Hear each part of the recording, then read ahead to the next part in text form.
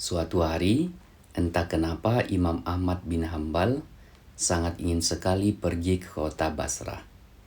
Padahal tidak ada hajat yang harus ditunaikan di kota Basrah.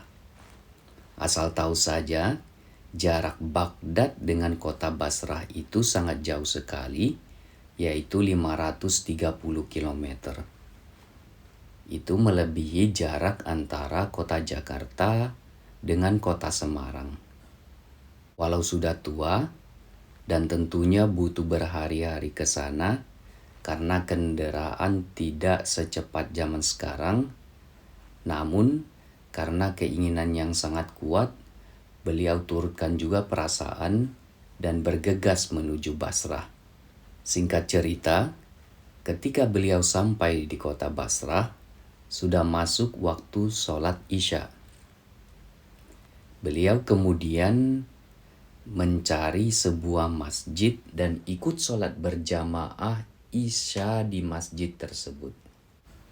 Setelah selesai sholat dan kemudian jamaah bubar, perasaan beliau mulai tenang dan ingin tidur di masjid tersebut. Namun ketika beliau mulai berbaring, tiba-tiba marbot masjid datang dan bertanya, "Mengapa Syekh? Mau apa di sini?" Syekh di sini adalah bukan berarti panggilan untuk guru. Syekh di sini adalah panggilan untuk orang tua. Karena Imam Ahmad belum dikenali oleh marbot tersebut. Imam Ahmad kemudian menjawab, "Saya ingin istirahat, saya musafir." Marbot tersebut berkata, tidak boleh tidur di masjid."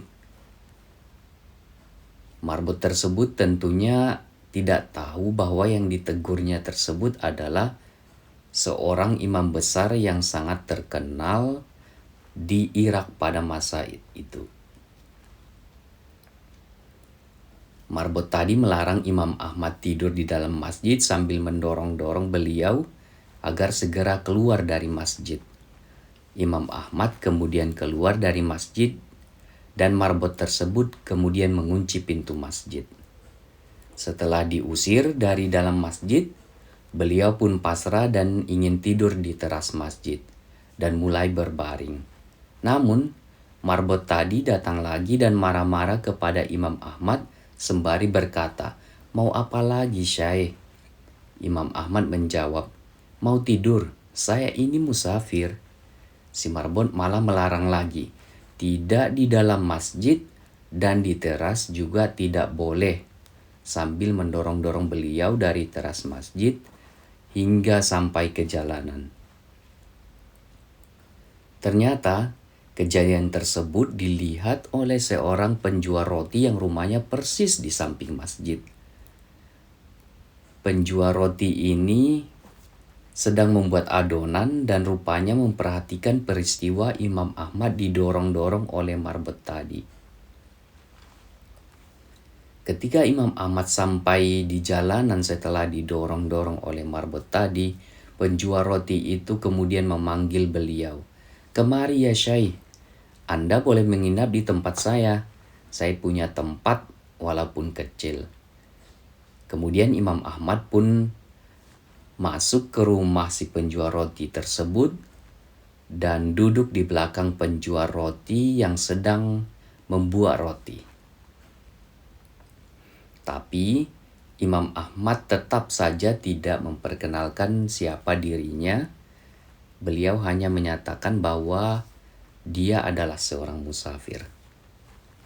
Penjual roti ini agak unik daripada orang pada umumnya. Kalau Imam Ahmad ngajak bicara, dijawabnya. Kalau tidak, dia terus membuat adonan roti sambil melafalkan istighfar, astagfirullah. Saat memberi garam, astagfirullah, memecah telur, astagfirullah, mencampur gandum, astagfirullah. Dia terus saja mengucapkan istighfar tersebut. Imam Ahmad memperhatikan terus si penjual roti ini. Karena penasaran, kemudian beliau bertanya, "Sudah berapa lama kamu lakukan ini?" Maksud beliau adalah membaca istighfar tadi.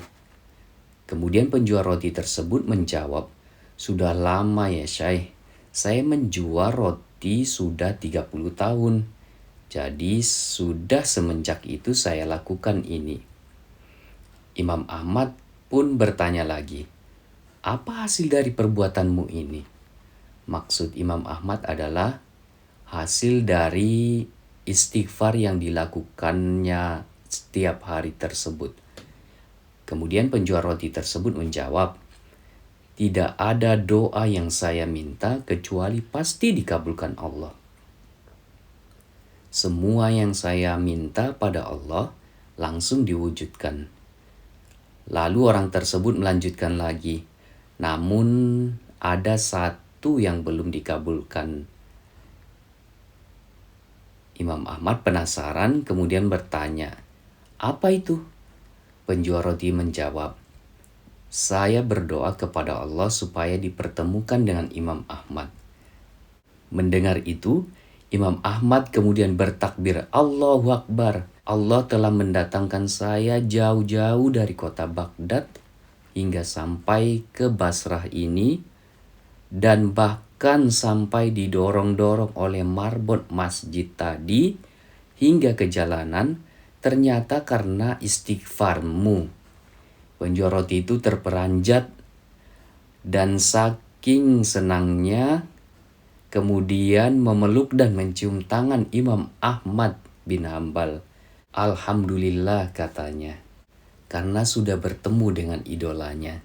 Dari kisah ini kita bisa petik hikmah dan keutamaan dari istighfar yang menunjukkan bahwa luar biasanya keutamaan mengucapkan istighfar. Sampai-sampai Allah juga mengabulkan langsung permintaan hambanya yang rutin beristighfar. Semoga kita dimudahkan untuk mengamalkan istighfar ini dalam keseharian kita, baik saat bekerja, di atas kendaraan, saat menunggu antrian, dan sebagainya.